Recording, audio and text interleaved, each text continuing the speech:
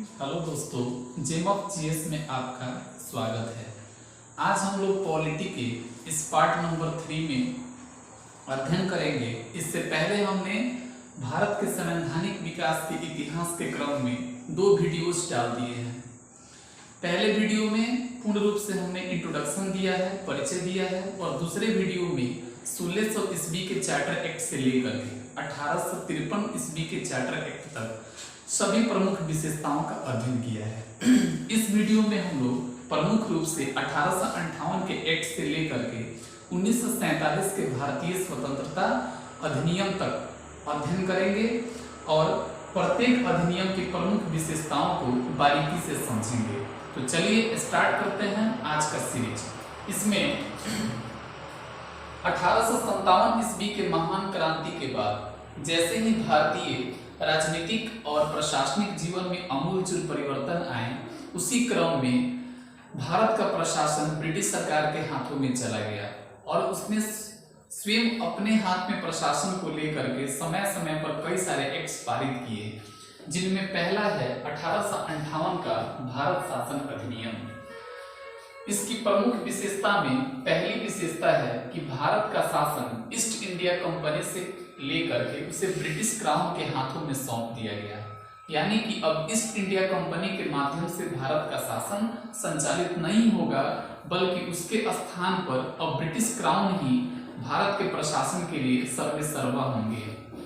इसके बाद इसमें जो बोर्ड ऑफ डायरेक्टर और बोर्ड ऑफ कंट्रोल नामक 2 संस्थाएं थी, उनको समाप्त कर दिया गया और उनके जगह पर भारत के लिए एक राज्य सचिव का गठन किया गया। वह राज्य सचिव ब्रिटिश मंत्रिमंडल का एक सदस्य हुआ करता था और भारतीय प्रशासन पर उसका पूर्ण अधिकार होता था। साथ ही उसकी सहायता के लिए 15 सदस्यीय एक भारत परिषद का गठन किया गया। तो इस प्रकार हमने देखा कि कैसे भारत का शासन कंपनी के हाथों से क्राउन के हाथों में चला गया और बोर्ड ऑफ डायरेक्टर तथा बोर्ड ऑफ कंट्रोल को समाप्त कर दिया गया और उनके स्थान पर भारत सचिव का आगमन हुआ, जिनके सहयोग के लिए 15 सदस्यीय आयोग का गठन किया गया। साथ ही एक और परिवर्तन हुआ कि भारत का गवर्नर जनरल अब उसका नाम बदल करके वायसराय कर दिया गया, जहां वायसराय से तात्पर्य था सम्राट का प्रतिनिधि। यानी यह वायसराय अब ब्रिटिश सम्राट के प्रतिनिधि के तौर पर भारत में अपना प्रशासन चलाता था। तो इस तरह से 1858 की प्रमुख विशेषताएं इस प्रकार थी। इसके बाद भारत परिषद अधिनियम 1861 पारित किया जाता है और इस समय भी भारत के वायसराय लॉर्ड कैनिंग थे, जो कि अंतिम गवर्नर जनरल कहलाए। इस एक्ट की प्रमुख विशेषता थी कि पहले नंबर की विभागीय प्रणाली का गठन किया गया। यानी कि लॉर्ड कैनिंग के द्वारा एक पोर्टफोलियो सिस्टम विभागीय प्रणाली लाया गया, जिसका प्रमुख उद्देश्य था कि भिन्न भिन्न व्यक्तियों के हाथों में विभिन्न विभिन्न विभागों को सौंपा जाए, ताकि परिषद के कार्यों को सुगमता पूर्वक संचालित किया जाए और उनका निष्पादन किया जाए। इसके साथ साथ वायसराय को अध्यादेश जारी करने की शक्ति मिल गई। यानी जब भी परिषद में कोई सत्र नहीं चले या परिषद का कार्य स्थगित हो, तो उस उद्देश्य से कि ताकि कार्य संचालित हो और कार्य अपनी गति को पकड़ ले, वायसराय को अध्यादेश जारी करने की शक्ति मिल गई, जिस अध्यादेश का प्रभाव 6 माह तक रहता था। इसके साथ साथ परिषदों का विस्तार किया गया और बंगाल, पंजाब, पश्चिमोत्तर सीमा प्रांतों में विधान परिषदों की स्थापना की बात कही गई। और सबसे महत्वपूर्ण इसकी विशेषता थी कि पहली बार कानून निर्माण की प्रक्रिया में भारतीय सदस्यों को शामिल किया गया। तो इस प्रकार भारत परिषद अधिनियम 1861 की प्रमुख विशेषताएं इस प्रकार थी। इसके बाद 1873 का एक्ट आता है, जिसमें यह पहली बार उपबंध किया जाता है कि अब ईस्ट इंडिया कंपनी को किसी भी समय भंग किया जा सकता है। नतीजा हुआ कि 1 जनवरी 1884 ईस्वी को ईस्ट इंडिया कंपनी को भंग कर दिया गया। इसके बाद अगला अधिनियम है शाही उपाधि अधिनियम 1876। इसके द्वारा यह प्रावधान किया गया कि गवर्नर जनरल के परिषद का अब छठा सदस्य लोक निर्माण विभाग का प्रमुख अधिकारी होगा। अर्थात छठे सदस्य को लोक निर्माण विभाग का कार्यक्रम सौंपा गया और साथ ही 28 अप्रैल 1876 को महारानी विक्टोरिया को भारत का सम्राज्ञी नियुक्त किया गया। अगला अधिनियम की ओर हम बढ़ते हैं, जो है 1892 का भारत परिषद अधिनियम। इस अधिनियम की प्रमुख विशेषता थी कि पहली बार भारत में अप्रत्यक्ष चुनाव प्रणाली यानी कि इनडायरेक्ट इलेक्शन मेथड की शुरुआत हुई और साथ ही बजट पर बहस करने का और प्रश्न पूछने का अधिकार भारतीय सदस्यों को मिला। यानी कि अब भारतीय सदस्य कार्यकारिणी अधिकारी से बहस कर सकते थे, बजट पर उनसे प्रश्न पूछ सकते थे। ऐसे उक्त अधिकार पहली बार उन्हें 1892 के एक्ट में मिला। इसके आगे हम लोग बढ़ते हैं तो मिलता है 1909 का मार्लिमेंटो सुधार या 1909 का भारत परिषद अधिनियम। इस सुधार में मार्लिमेंटो है, जहां मार्ले से तात्पर्य है भारत का राज्य सचिव जो इंग्लैंड में रहता था, जबकि मिंटो से तात्पर्य है भारत का वायसराय जो भारत में सम्राट का प्रतिनिधि के तौर पर कार्य करता था। इस एक्ट की प्रमुख विशेषता यही है कि मुसलमानों के लिए पृथक निर्वाचन व्यवस्था का गठन किया गया। अर्थात अब मुसलमानों का चुनाव पृथक रूप से होगा, यानी अलग रूप से होगा। और इस क्रम में हम यह देख सकते हैं कि कैसे अंग्रेजों ने बांटो और राज करो की नीति की शुरुआत की। और इस क्रम में जो मिंटो थे उन्होंने मार्ले के पास एक पत्र व्यवहार के माध्यम से लिखा था कि हम नाग के दांत बो रहे हैं जिसका भीषण विष होगा, अर्थात जिसका विष बहुत खतरनाक होगा। इसके आगे कि वायसराय और जो भारत के राज्य सचिव थे उनके परिषदों में भारतीयों की नियुक्ति की गई। यानी कि पहली बार भारतीयों को भारत के वायसराय और राज्य सचिव के परिषदों में नियुक्ति मिली, जिसमें हम उदाहरण के तौर पर देख सकते हैं कि कैसे सत्येंद्र प्रसाद सिन्हा को वायसराय की परिषद में विधि सदस्य बनाया गया, यानी कि कानूनी सदस्य बनाया गया। इसके आगे है एक्ट 1919 का मॉन्टेग्यू चेम्सफोर्ड सुधार, जहां मॉन्टेग्यू भारत के राज्य सचिव थे और चेम्सफोर्ड भारत के वायसराय थे। इस एक्ट की प्रमुख विशेषता यही थी कि प्रांतों में द्वैत शासन व्यवस्था की स्थापना की गई, जहां द्वैत शासन व्यवस्था की प्रमुख विशेषता थी कि प्रांतीय स्तर पर विभिन्न प्रशासकीय विषयों को दो भागों में बांटा गया, आरक्षित और दूसरा हस्तांतरित। आरक्षित विषय के अंतर्गत मुख्य रूप से वित्त, न्याय, राजस्व इत्यादि आते थे, जबकि हस्तांतरित विषय के अधीन मुख्य रूप से स्थानीय प्रशासन और स्वास्थ्य तथा शिक्षा आदि आते थे। जहां आरक्षित विषयों का प्रशासन गवर्नर अपने परिषद के सदस्यों के सहायता से करता था, वहीं हस्तांतरित विषयों का प्रशासन गवर्नर भारतीय मंत्री जो कि विधान परिषद के प्रति उत्तरदायी होते थे उनके सहयोग से प्रशासन चलाता था। एक बुलेट पॉइंट है कि प्रांतों में द्वैत शासन का जनक लियोनस कार्टियस को माना जाता है। इसके आगे हम बढ़ेंगे तो पहली बार भारत में लोक सेवा आयोग का गठन किया गया। 1926 में इसकी व्यवस्था की गई और 1923-24 के ली आयोग की सिफारिश पर, कौन से आयोग? तो ली आयोग की सिफारिश पर भारत में लोक सेवा आयोग का गठन किया गया। इसके तहत ही पहली बार भारत में महिलाओं को मत देने का अधिकार मिला। साथ ही भारत सचिव को यह अधिकार दिया गया कि वह भारत में महालेखा परीक्षक की नियुक्ति कर सकता है।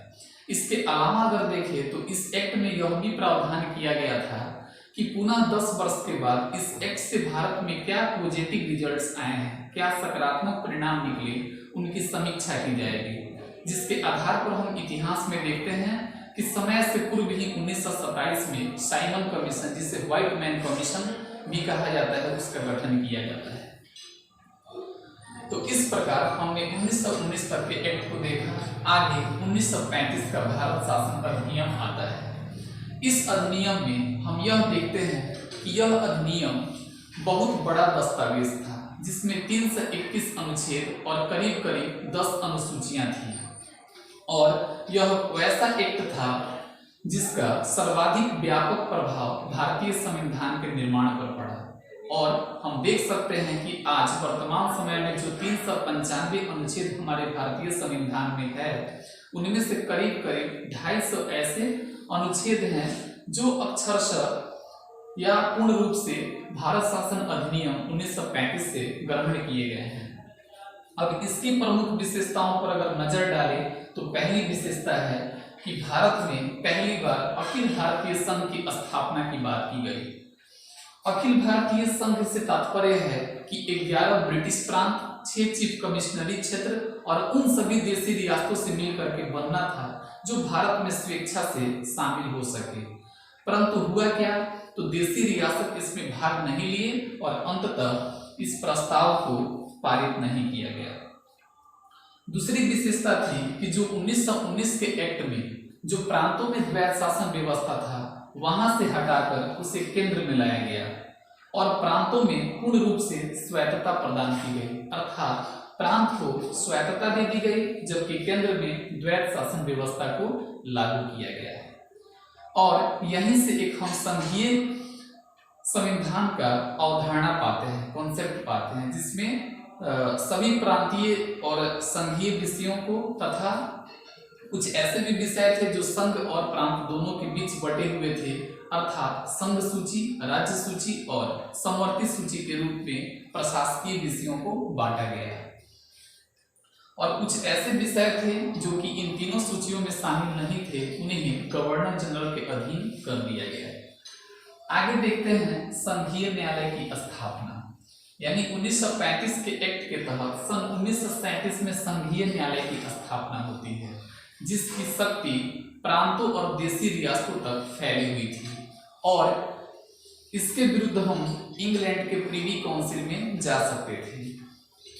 आगे देखते हैं कि इसी एक्ट के तहत बर्मा को भारत से अलग कर दिया गया और यहाँ तक कि अदन नामक प्रांत को इंग्लैंड के औपनिवेशिक प्रांत का दर्जा मिला। साथ ही भारतीय मुद्रा और भारतीय वित्त पर नियंत्रण स्थापित करने के लिए, कंट्रोल स्थापित करने के लिए भारत में आरबीआई की स्थापना 1 अप्रैल 1935 को इसी अधिनियम के तहत की गई। हालांकि आरबीआई की स्थापना भारत में यंग हिल्टन आयोग की सिफारिश पर की गई थी। आगे इसकी विशेषता में हम देख सकते हैं कि कैसे भारतीय संविधान के निर्माण में सर्वाधिक व्यापक प्रभाव 1935 के भारत शासन अधिनियम का पड़ा है। नेक्स्ट हम लोग देखते हैं कि अगस्त प्रस्ताव 1940। इस प्रस्ताव के जरिए पहली बार भारत में यह घोषणा किया जाता है कि भारत में संविधान का निर्माण भारतीयों के द्वारा किया जाएगा। आगे अगर बात करें तो आता है क्रिप्स मिशन 1942। इसके तहत पहली बार यह उपबंध की गई कि भारत में संविधान का निर्माण संविधान सभा के द्वारा की जाएगी, यानी कि संविधान सभा की बात पहली बार क्रिप्स मिशन के माध्यम से सोची गई थी। हालांकि क्रिप्स मिशन की बहुत बड़ी आलोचना हुई और महात्मा गांधी ने इसके संदर्भ में कहा था कि it is a post dated cheque, अर्थात यह एक उत्तर दिनांकित चेक है। और आगे इन्हीं के शब्दों में कुछ और शब्दों को शामिल करते हुए जवाहरलाल नेहरू ने कहा था कि यह टूटते हुए बैंक के नामित उत्तर दिनांकित चेक है। तो ऐसे आलोचनाएं इसके बारे में की गई थी। आगे हम देखते हैं कैबिनेट मिशन 1946। यह वही कैबिनेट मिशन था जिसकी सिफारिश पर भारत में संविधान सभा के लिए चुनाव किया गया और संविधान सभा के चुनाव हेतु इस कैबिनेट मिशन में 3 सदस्य थे। त्रिसदस्यीय यह मिशन था जो मार्च 1946 में भारत आया था, जिसमें पैट्रिक लॉरेंस, एबी अलेक्जेंडर और सर एबी अलेक्जेंडर इसमें थे। आगे हम देखते हैं सबसे अंतिम में आता है भारतीय स्वतंत्रता अधिनियम 1947 और इस अधिनियम का विशेष महत्व है भारत की आजादी के क्रम में। जिसमें हम पाते हैं कि सबसे पहले 4 जुलाई 1947 को भारतीय स्वतंत्रता अधिनियम को ब्रिटिश संसद में पेश किया गया, जिस पर स्वीकृति अंतिम रूप से 18 जुलाई 1947 को मिली और इस एक्ट को पारित किया गया।